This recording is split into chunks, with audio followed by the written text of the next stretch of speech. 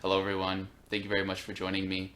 I have a special message for you today, but before I get into that, a couple things I want to let you know about. The program I use to get the AI images after the super sessions has improved quite a bit in the last few weeks. So those of you who book super sessions from this point forward are going to get those advanced images. So I'm excited for you guys to get those. I wrote an article recently that is called Angel Partnerships, and this is an important one for you guys who are out there waking up, because I feel like it's time for a lot of you to focus on that partnership, make the most out of it, and also bring into the forefront partnerships that were going on behind the scenes that you might not even necessarily been aware of. Anyway, into the message. So these are videos that I love because I know that it's personal experiences that really drive the light workers forward. And a lot of you have been getting by all of this time without finding a way to have that personal experience, and you've been kind of navigating your path solely based on belief to this point. Well, imagine what a personal experience will mean to you. Imagine what seeing will do to that belief. It will take it to the next level. So in my situation, I've been lucky enough to have personal experiences, UFOs, paranormal activity all of the time. All of those things have come really easy to me. But over the years, I've learned that there are conditions that I can establish that either support or, make those kinds of experiences less likely. So a couple things you should know, and I'm going to give you a little prayer or a ritual to help you solidify your intention to have a personal experience. But a couple things that you should know: if you are looking for a personal experience, a visitation of some kind, an exchange of awareness of some kind, if you are doing that as a means of escaping what you're currently dealing with, it won't happen. And I don't want to say it won't. What I will say is that it is less likely to happen if you're in a place where you are trying to escape what this experience has been for you. If you're looking to manifest a personal experience, the best way to approach that is to be very grounded, anchored into your experience here, and invested in certain kinds of results and outcomes. So, in other words, the rules of the game aren't going to change for you. What you need to do is understand the system and work your way through it and do it from the heart. If you're coming from the heart, you're going to have success in all of these things. And every time I post a video about establishing contact or, setting the stage for some kind of contact experiences, I get emails from people who have been successful in what was mentioned in this video, or the ones that have come out before. So, don't expect to be saved from whatever you're going through. Don't call them forward as if they owe you proof of their existence and your involvement. They don't. Don't call them forward asking them to make themselves known to you if you are doing it in kind of like a manipulating way. So for example, if you say, if you guys don't come forward right now, I'm never going to talk to you again. Or if you guys don't show yourselves right now, I'm going to do something that I'll regret. So there are certain energies and frequencies that need to be in the forefront in order for a personal experience of this kind to take place. So keep that in mind. So another thing, when you're trying to make contact, especially in the beginning, don't try to record or document the experience with a device of any kind. That will only delay the process, and you should know that your guides can't show themselves as openly as they would like to. And even if you were to get a camera on them without them knowing it, the device would not be able to function in the way that it was meant to, and they probably won't show up at all if there's like an attempt to document or record them secretly. And I want to let you know that maybe it is part of your path to record amazing piece of footage or evidence like that. But I do believe that in the beginning phases of this, you should approach it respectfully, and that means just showing up authentically as yourself, ready for whatever it is that you encounter in the now moment. And you should live in that now moment, invest in that now moment as thoroughly as possible.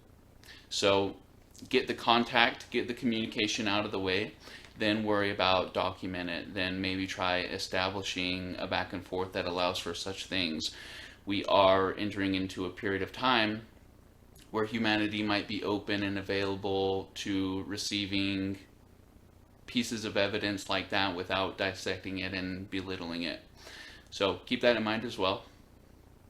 Sometimes when we're trying these things, and a lot of you I know have been trying for a very long time, but here we are in 2023, and it is time to try things that we've tried before but have been unsuccessful at. Something that I know is that the universe rewards persistence and patience. So you may set the stage perfectly, you may invest in and ground yourself in some very positive, high vibrational frequencies, and then nothing happens. Well, light workers need to be persistent. Light workers need to show up time and time again, even if the results are not what they anticipated. So show up, be yourself, expect miraculous things to happen just because of your, the divinity that you carry. But make sure that you aren't carrying any lower frequencies with you while you're attempting it. Make sure that you're not looking for proof. Make sure you're not looking to escape. Set the conditions, set the intention, and study the way that the universe responds to you setting those conditions. Okay? So, another thing that you want to be aware of when interacting with the other side is that you always want to go through the process of elimination after you've had a personal experience. And this is a big one. You don't want to go outside and see a UFO or what you thought was a UFO, but it was actually, a satellite drifting through the sky. Very easy to tell the difference.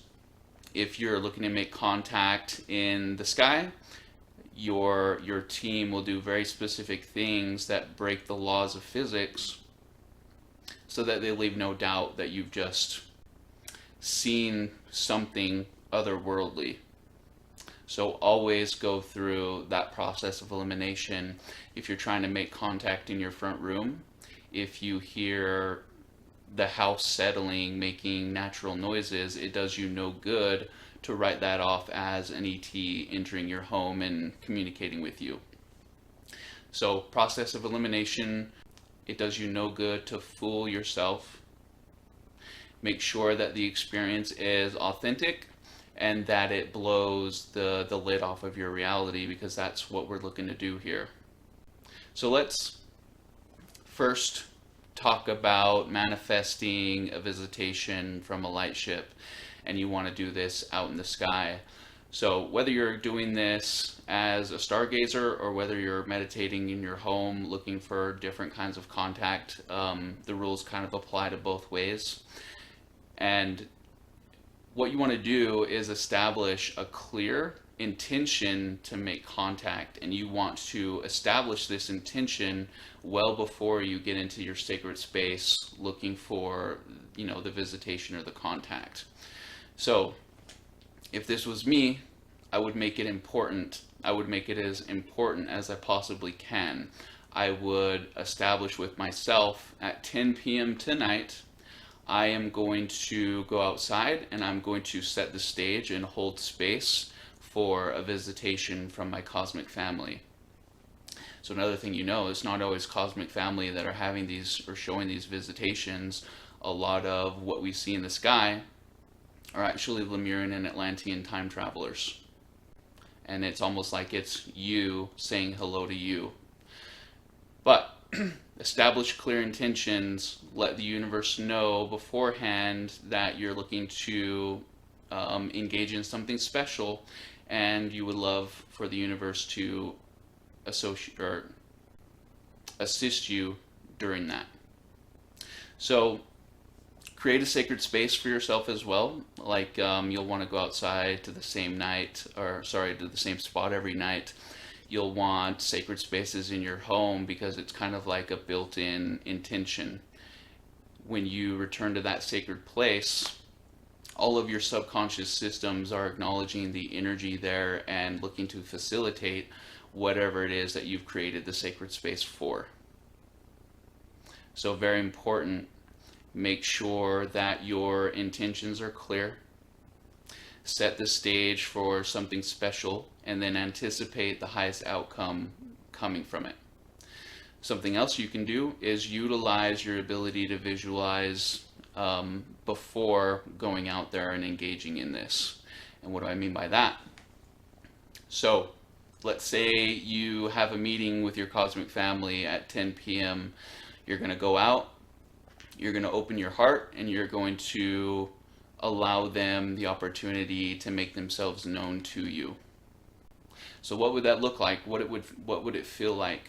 We don't really know until we have the experience. But what we can do is simulate what we might think the experience would be like.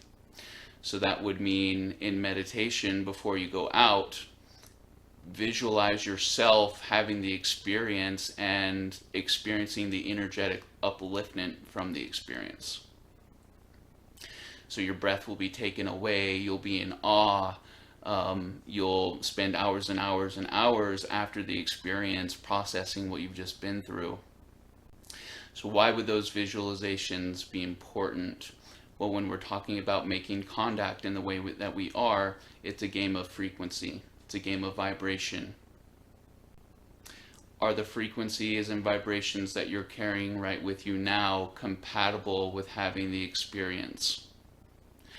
If you visualize the outcome that you're looking for during the experience, what you're going to do is expose yourself to energies that exist in another dimension where you actually did have the experience.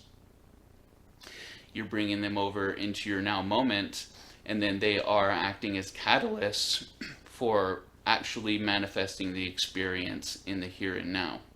So very important that you remember how to utilize the multidimensional spaces and your multidimensional tools when it comes to manifesting experience.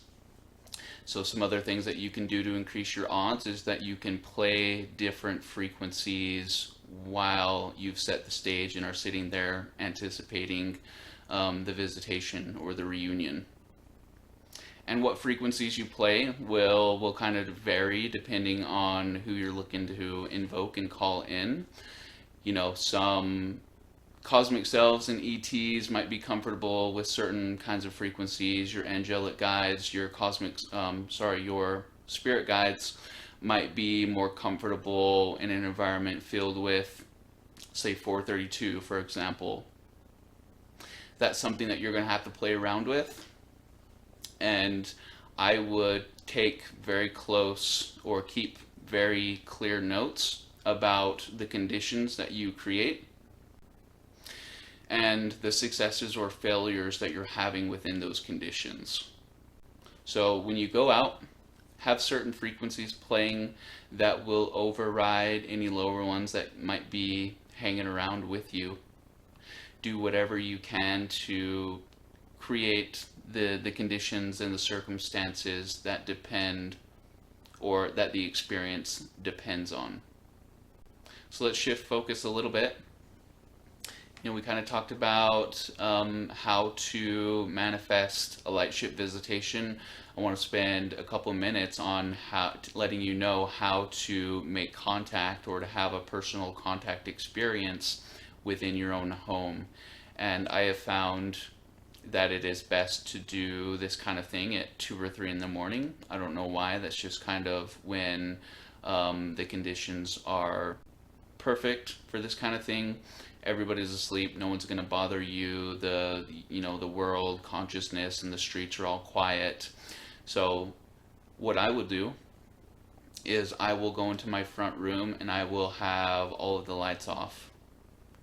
And before I make contact, and you can do this, when you're, before you're looking for the visitation outside as well, I go through a little ritual or a little intention prayer. And I do this for a reason. I want to communicate with the parts of my system that are responsible for perceiving the multidimensional experience that I'm about to have. So what I'll do is I will open the Akashic Records and I will do sacred ohms with certain intentions. Okay. So I will tap my heart space.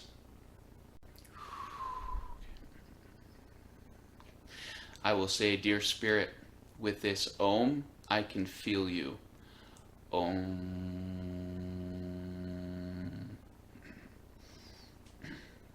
"Dear Spirit, with this Om, I can hear you.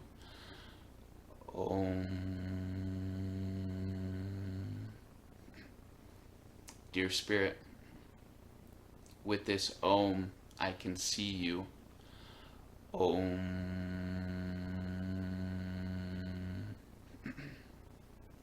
"Dear Spirit, with this Om, I know you're with me. Om." So making contact outside in the night sky is very different from making contact in the front room. So in the front room, you're going to be looking for different kinds of sensations. You're going to be looking for shadow figures. You're going to be looking for changes in pressure and temperature. You're going to be looking for little tickles or what feels like a brush of a feather on your skin. Make the palms of your hands available for yes or no questions. And make sure that you're doing all of this from the heart space, not looking to prove anything, not looking to be rescued from anything. You're simply a being who is curious, who understands the power of their intentions, who knows how to set the stage for miraculous things to happen and for them to witness it. Anyway, thank you very much for watching, you guys. I will see you very soon. Goodbye.